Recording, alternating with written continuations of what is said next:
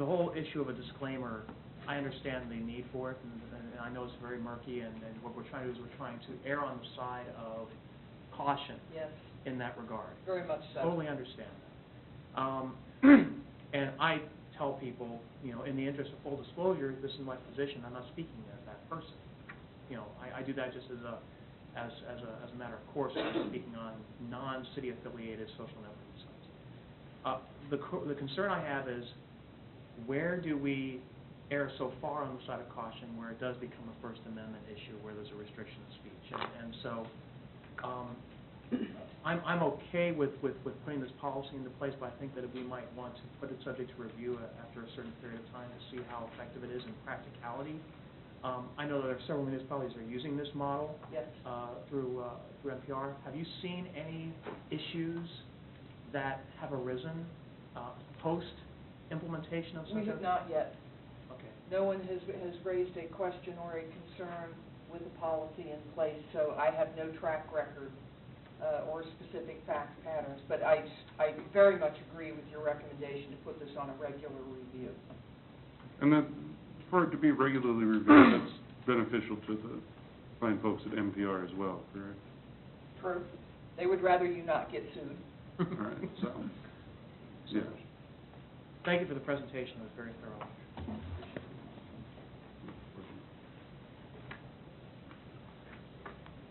Any other questions? Because if not, I'd certainly entertain a motion. I move we approve the revised social media policy. Second.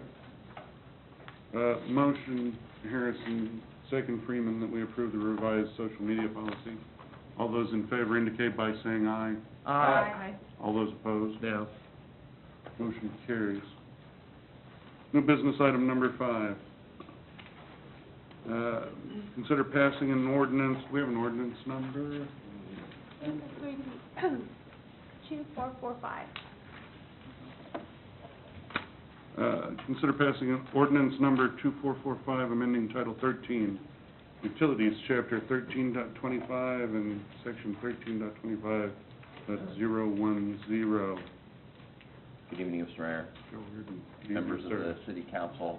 I'm Joe Reardon with the McEnany Law Firm on behalf of Ryan Dink tonight on this matter. This is an item that you previously discussed in public meetings, and the request tonight is to ratify the rate changes that were made by the Electric Utility Board. Those were adopted by the board on October 3rd. This ordinance would then amend Title 13, Chapter 13.25 of your code, and essentially it adopts the language word for word of the rate changes of the EUB on October 3rd. There is one exception to the word for word, and that is a modification that occurs, and it's in accordance with the guidance that you had talked about earlier, in the sense that there's a monthly modification of the power cost adjustment that would now become something that you would be ratifying on a monthly basis as well. And I direct your attention in the document, in the proposed ordinance, subsection J of Section 2, in the last sentence in that paragraph. The Electric Utility Board shall make a recommendation to the governing body to set the monthly power cost adjustment at an amount less than or equal to the calculated factor, which is the factor they're using currently.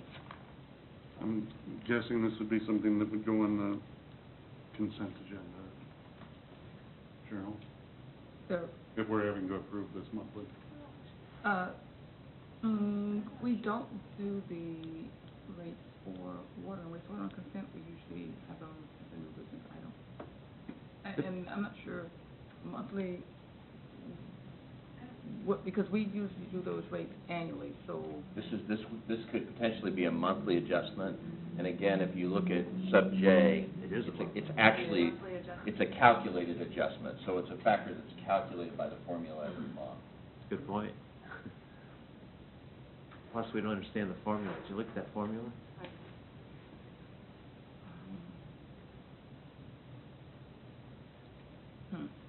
Also, it's a running 12-month Well, period. we've got until the next council we'll meeting to figure out how to it. handle Sure. it. And honestly, I was kind of,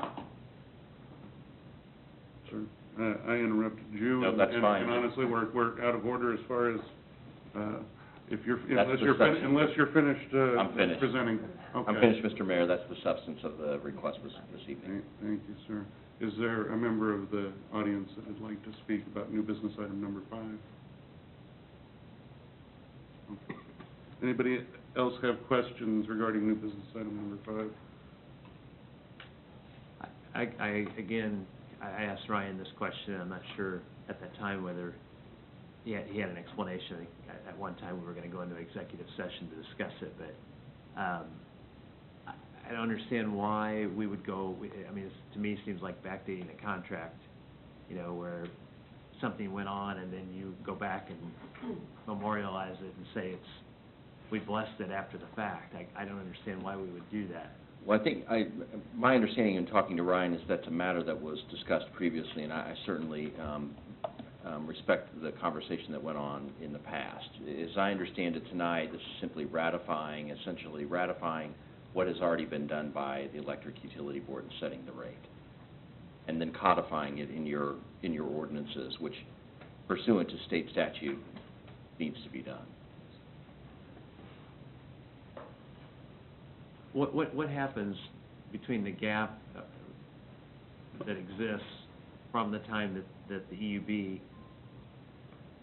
created the rate structure and tonight? I mean, there's a period, it would seem, of some liability where, you know. Yeah, I think discussing that in any detail would be the substance of an executive session to discuss that. But I think the course of action that we're recommending tonight as legal counsel is to make this ratification at this moment in time.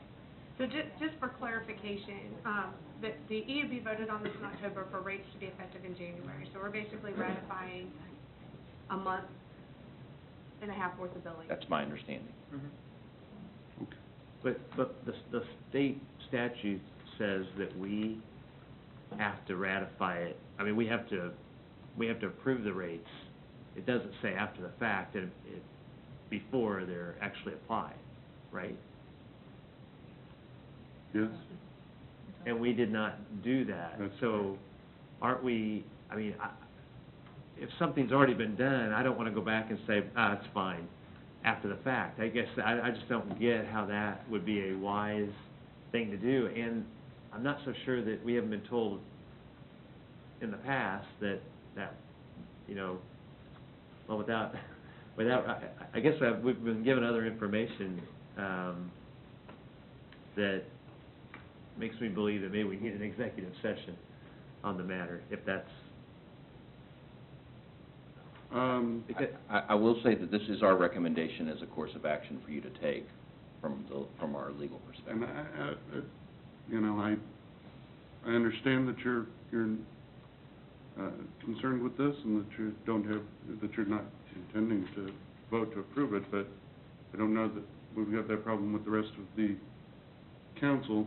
You could certainly make a motion for an executive session and see if you get a second. I think that I have a feeling this is going to pass 4-1. I move that we hold an executive session to discuss matters relating to attorney-client privilege,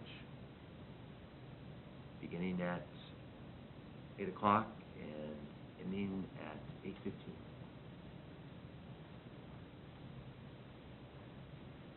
Can I ask you a question? No. Well, I know, I mean, I just don't Actually- know that we have the right people here to tell how valuable that would be. I know, we've got a motion on the floor.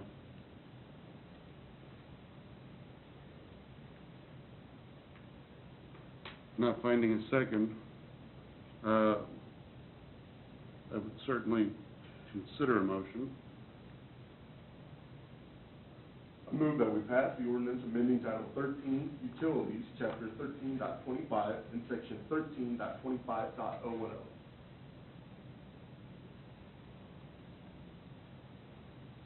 Second.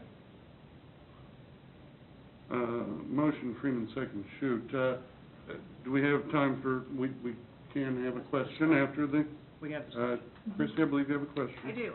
I have no problem with an executive session. I actually would like to learn what's changed, Since the last time, I mean, I agree with Larry from that perspective. My whole point with not agreeing to the executive session is I don't think that we have the proper people here